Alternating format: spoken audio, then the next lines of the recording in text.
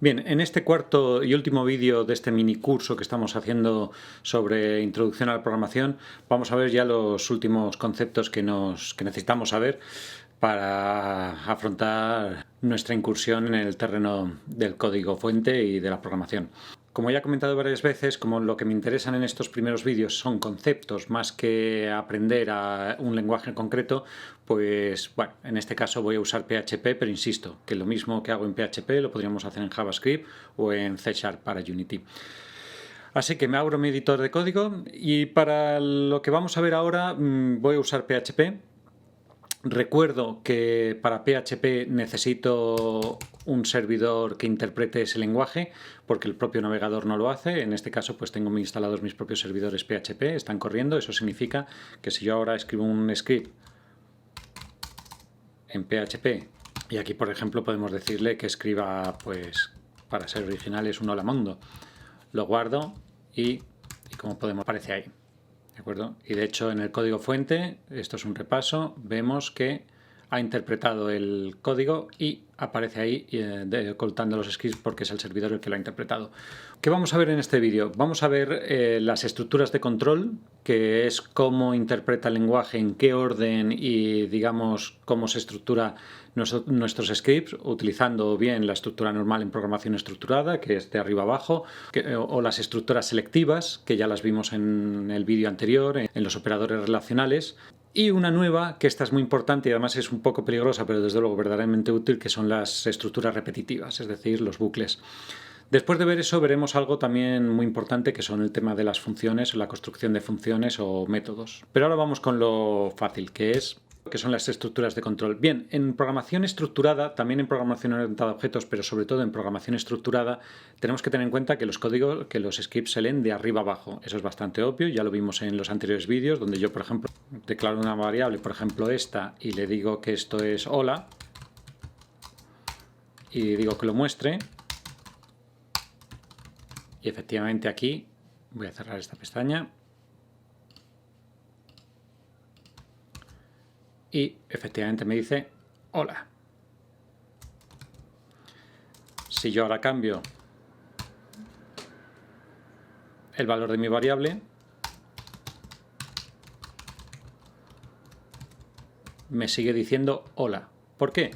Porque el mostrarlo lo muestra antes del cambio de variable. Si ese mostrar la variable lo hago después, me dice adiós.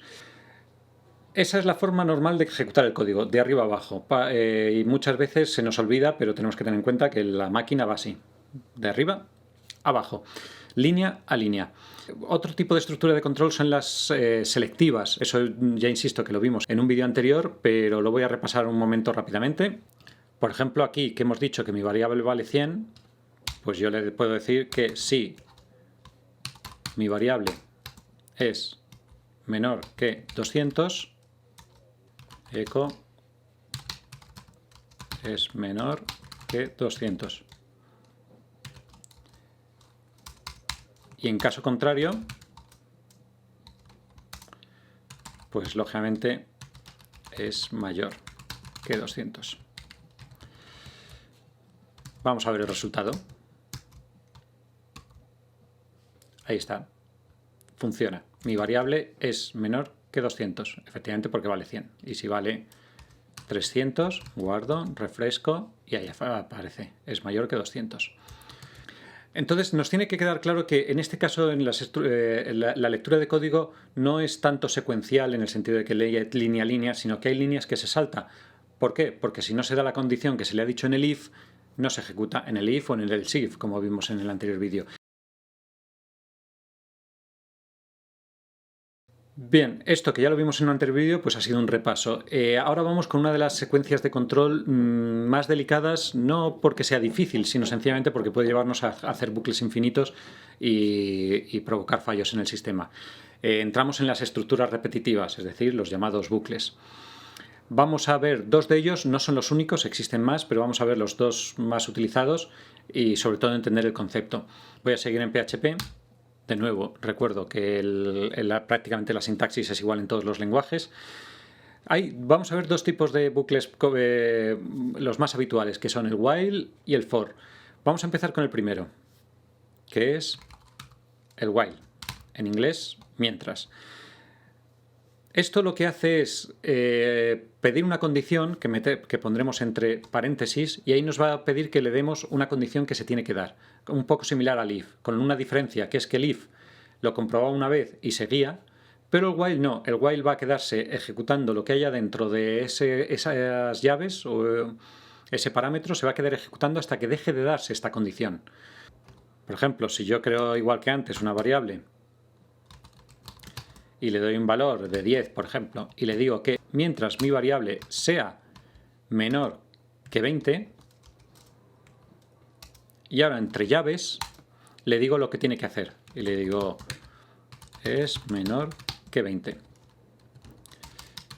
Y aquí voy a pararme porque no voy a ejecutar este script, porque ahora mismo acabo de crear un bucle infinito y eso es lo que intento también que entendamos. Si miramos el código, yo le he dicho que mi variable vale 10. Y luego le he dado un while que significa mientras esta condición se dé, ejecuta lo que hay en las llaves. Va a hacer ciclos. Va a estar repitiendo lo que hay entre las llaves tantas veces que sea necesario hasta que se deje de dar esta condición. ¿Qué ocurre? Que esa condición no se va a dejar de dar. ¿Por qué? Porque en el primer ciclo, podemos pensarlo así, primera vuelta, ¿cuánto vale esta variable? 10. ¿Es menor que 20? Sí. Pues va otra vez a ejecutarse la otra vuelta. ¿Cuánto vale mi variable? 10. ¿Es menor que 20? Sigue ejecutándose. Y así, y así, y así. Es decir, que acabamos de crear un bucle infinito que bloquearía nuestro navegador en caso de ejecutarlo. Así que no lo voy a hacer porque se me va a quedar colgado. Creadme si queréis probarlo en casa, pero vamos, el navegador se va a quedar colgado.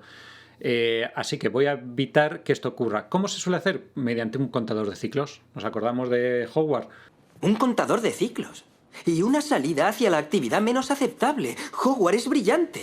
Pues en este caso es lo que vamos a hacer. Un contador de ciclos en el que nosotros le vamos a decir que en cada vuelta le sume a mi variable 1. Ya recordamos que para sumar 1 es con el atajo de escribirle dos máses. Podríamos decirle mi variable es igual a mi variable más 1, pero es mucho más rápido escribirle así. Eso significa que cada vez que se dé una vuelta al ciclo, esto valdrá 1 más. Podemos comprobarlo. De hecho, voy a poner aquí que me muestre mi variable y debería mostrarme los números sumándose. Voy a comentar esta línea, lo refresco y efectivamente ahí aparecen los números. Para que quede más ordenadito, voy a decirle que me muestre mi variable concatenando, y así recordamos que en PHP concatenar es con el punto, una cadena de texto, el qué, y aquí voy a meter código HTML, es decir, un salto de carro. De forma que si ahora refresco, ahí lo tenemos. De hecho, si miro mi código fuente, vemos que pone el número y el BR. Aquí voy a hacer una pequeña pausa porque aunque estemos en bucles y hemos hablado antes de la programación estructurada y las secuencias, las estructuras de control secuenciales, tenemos que tener en cuenta que el código se sigue leyendo línea a línea, aunque sea dentro de un ciclo. ¿Por qué cuento esto? Porque si nos fijamos aquí, yo le he dicho que me muestre mi variable después de haberle sumado 1. Esa es la explicación de por qué aquí no me muestra 10. Me muestra 11. ¿Por qué? Porque en el primer ciclo, en la primera vuelta, mi variable vale 10. Le he sumado 1, con lo cual ahora vale 11, y le he dicho que me lo muestre, con lo cual me muestra 11. Entonces, a veces es una tontería, pero otras veces no lo es. En el orden en el que pongamos las cosas. Si lo digo que me lo muestre antes de sumarle 1, pues efectivamente aquí empezará a contar por 10, como podemos ver. Y ya que estamos en ello, algo también muy importante es, quiero que mi contador llegue a 20, porque aquí veo que no llega a 20, que se queda en 19. ¿Por qué? Y aquí hay que ser muy preciso, porque yo le he preguntado que mientras mi variable sea menor que 20, en el momento en el que mi variable ha valido 20, esa condición ya no se daba. Así que si queremos que sí que llegue hasta 20, le tenemos que decir menor o igual que 20. Y si ahora refresco, ahí está. Bueno, vamos a adentrarnos en el último apartado de estos vídeos, que es el uso de funciones o también llamado métodos en programación orientada a objetos. De nuevo, las funciones es un concepto que una vez entendido es muy fácil construirlos, aplicarlos y reconocerlos. Yo siempre pongo el mismo ejemplo. Imaginemos en el mundo real que yo estoy dando clase y que todos los días necesito ir a por un rotulador a conserjería. Pues bien, lo que hago es salir de clase, bajar a donde está conserjería, solicitar el boli al rotulador al conserje, volver a subir a clase y entrar y seguir dando la clase. ¿Qué ha ocurrido? Que he perdido el tiempo. Eso si lo hago una vez no pasa nada, pero si lo hago todos los días estoy perdiendo el tiempo. Y perder el tiempo en programación podríamos calificarlo como líneas de código. Si estoy escribiendo constantemente las mismas líneas de código y haciendo las mismas operaciones constantemente, no tiene sentido. De hecho, esto que vale para la vida real, en programación desde luego es mucho más evidente. Y es que cuando hacemos una tarea repetitiva es que algo estamos haciendo mal. O desde luego es algo que podríamos hacer mejor. ¿Cómo? Creando una función. Si yo creo una función que haga eso que yo quería hacer, a partir de ese momento ya no tengo que repetir esas líneas de código. Lo único que tengo que hacer es llamar a la función. Sería como poner a un robot en clase que directamente le digo, oye, vete tú a por el rotulador mientras yo sigo dando la clase, y yo no perdería tiempo. ¿Qué pasa con el robot? Pues lo mismo que le pasa a todas las máquinas o a los lenguajes de programación, que hay que explicarle todo. Entonces, en esas funciones hay que poner todo lo que necesitemos. Sal de clase, gira a la izquierda, baja las escaleras, vete a conserjería, llama al conserje, pide el rotulador, coge el rotulador, vuelve a subir, ahora gira a la derecha, entra en clase, dame el rotulador y me devuelve el rotulador. ¿Vale? Pero una vez que hemos hecho eso una vez, ya solo tengo que decir, ve a por el rotulador, y él va por él. Eso es una función. ¿Cómo se hace en programación? Pues vamos a descubrirlo. Voy a seguir de nuevo en PHP. De nuevo, hay ligeras diferencias con respecto a la sintaxis, pero son muy pequeñas y las veremos. Casi siempre una función se compone de un nombre, es igual que las variables, solo que en este caso le pondremos unos paréntesis para indicar que es una función, y una llave que indica todo lo que tiene que ejecutar la función. Voy a crearla. En PHP, igual... Bueno, normalmente se crean mediante la palabra function. A continuación le decimos cómo se llama mi función. Le voy a llamar, por ejemplo, mi función. Y esto es lo importante. A diferencia de las variables, tenemos que ponerle unos paréntesis para indicarle que esto es una función. Ya veremos luego que dentro de esos paréntesis también podemos poner ciertos parámetros. Y ahora, entre llaves, le digo qué tiene que hacer esa función. ¿De acuerdo? Entonces le voy a decir que, de nuevo, un hola mundo. Lo primero que tenemos que tener claro es que esto está dentro de una función y que por tanto no se ejecutará. De hecho, si me voy a mi página y ejecuto este código, vemos que no pasa nada. ¿Por qué? Porque esta función solo está declarada, pero no se está ejecutando. La voy a ejecutar. ¿Y cómo se ejecuta una función? Directamente llamándola. Importante de nuevo ponerle los paréntesis para indicarle que esto no es una variable, sino que es una función. Y si esa función existe, la ejecutará. Si no existe, lógicamente nos dará un error. Vamos a ejecutarlo y efectivamente ahora, ahí está. Se ejecuta. Esto es muy sencillo, muy básico, pero imaginemos funciones complejas en las que tenemos que realizar operaciones matemáticas muy complejas. Y digo, oye, no las voy a estar haciendo constantemente, sino que ya directamente llamo a la función. En estos paréntesis yo puedo introducir las variables que yo le paso a la función. Voy a volver a mi ejemplo del robot que me va por mi boli. Ya sé que es un ejemplo un poco de parvulario, pero creo que sirve. Vamos a suponer que el robot baja a conserjería, pide el boli y el conserje le dice ¿de qué color quieres el boli? Al no saber ese dato, el robot pues lógicamente entraría en fallo y explotaría. ¿Por qué? Porque a veces las funciones necesitan que les pasemos unos parámetros, que les pasemos variables. Podríais decir, bueno, pues que lo pida rojo, pero ¿y si yo cada día quiero cambiar de boli? Un día lo quiero verde, otro lo quiero rojo, otro día lo quiero azul. Y es absurdo crear tres funciones para que hacen exactamente lo mismo y lo único que cambia es un parámetro, porque si un parámetro cambia, eso es una variable. Así que le vamos a pasar esa variable a la función y en función de esa variable hará una cosa u otra. Vamos a comprobarlo. Por ejemplo, en esta función que me dice hola mundo, le voy a cambiar el mundo y le voy a decir que me salude. Así que le tengo que pasar aquí un nombre. Y ese nombre va a ser una variable. Y le voy a poner, ya recordamos, concatenar en PHP es con el punto y le voy a decir una variable llamada nombre. ¿Dónde se declara esta variable? No está declarada afuera, la declaro en la misma función, entre los paréntesis. ¿Qué tenemos aquí? Tenemos lo mismo, una función, y dentro de los paréntesis lo que estoy diciendo es que le tengo que pasar una variable a esta función, que en este caso se llama nombre. Pero si yo ejecuto la función y no le paso ningún parámetro, como es este el caso, me dará error, porque no le estoy pasando el parámetro que me está pidiendo. Voy a pasárselo. Recuerdo, esto es un poco complicado, pero nos iremos acostumbrando a ello. Esto es la variable. Además la declara la misma función. Lo que lo tengo que pasar yo es el valor de la variable. En este caso, lógicamente, es una cadena de texto. ¿Por qué? Porque yo me llamo Álvaro. Y en este momento se va a ejecutar la función y la variable nombre va a adquirir el valor Álvaro. Vamos a comprobarlo. Ahí está. ¿Eso qué significa? Que si yo le paso otro nombre, la función se ejecutará igualmente, pero cambiando el resultado. Podemos pasar varias variables. Imaginemos que no solo necesito el nombre, necesito que me pasen también la edad. Pues eso se hace poniendo una coma y pongo la edad.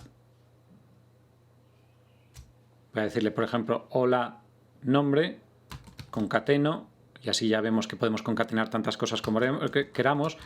Tienes, seguido de la variable edad, seguido de otro texto que sea años. Y aquí, cuando llamo la función, me pide no una variable, sino 2. Tengo, voy a decir que tengo 25, seamos mentirosos. Y ahí está. Hola Pepe, tienes 25 años.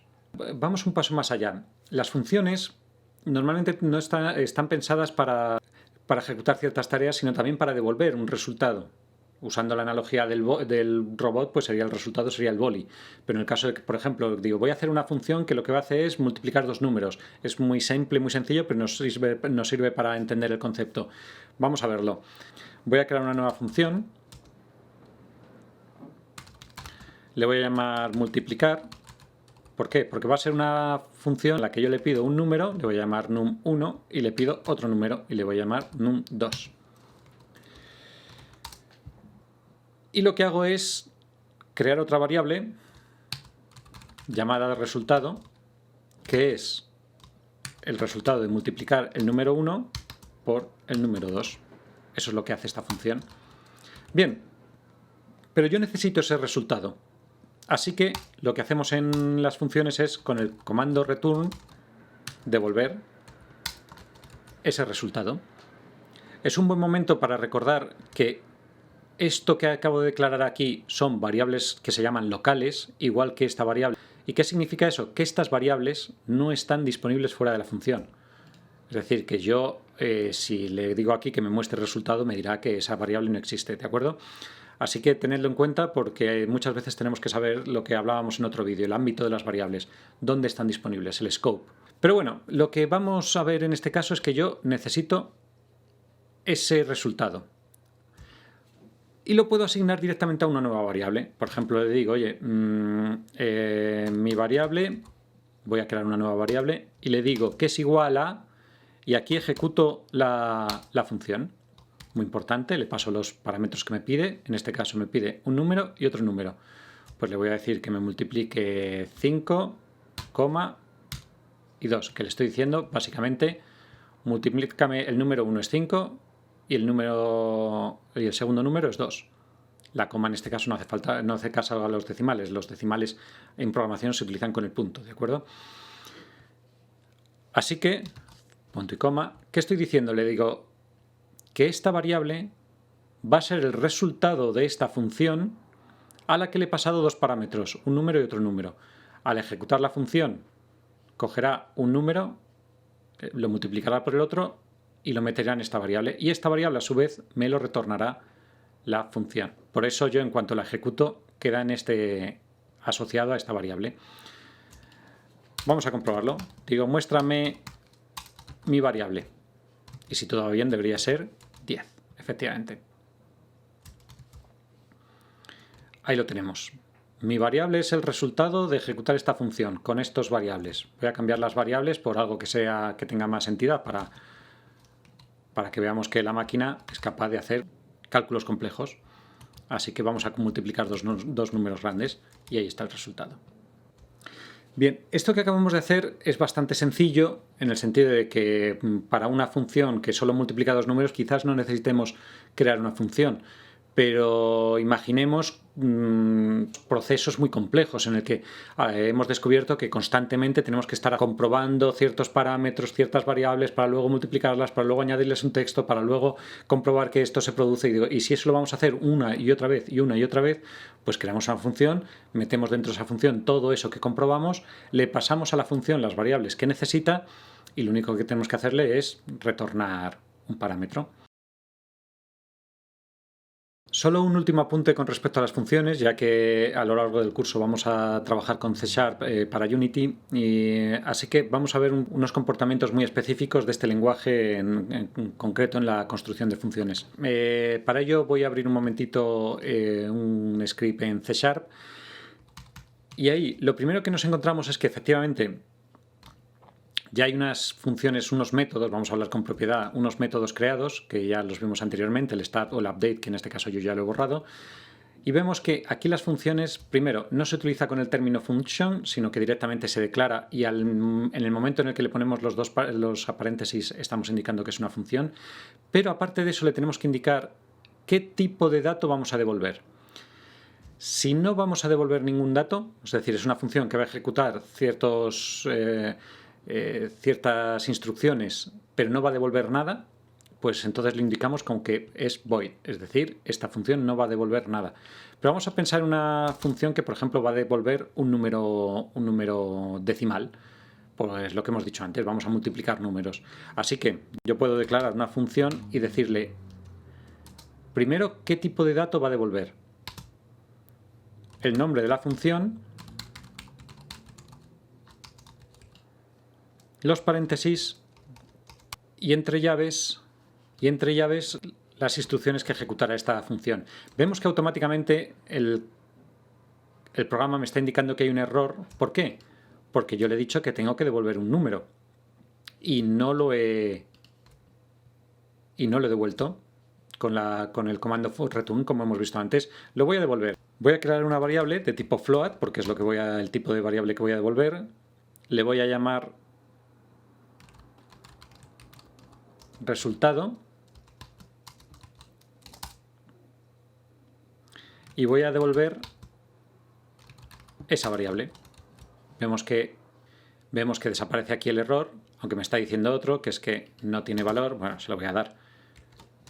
Le voy a decir que esto vale 10 y le ponemos la F al final para indicar siempre en C# que este número es un número decimal. Aunque no tenga decimales, es un tipo de número decimal.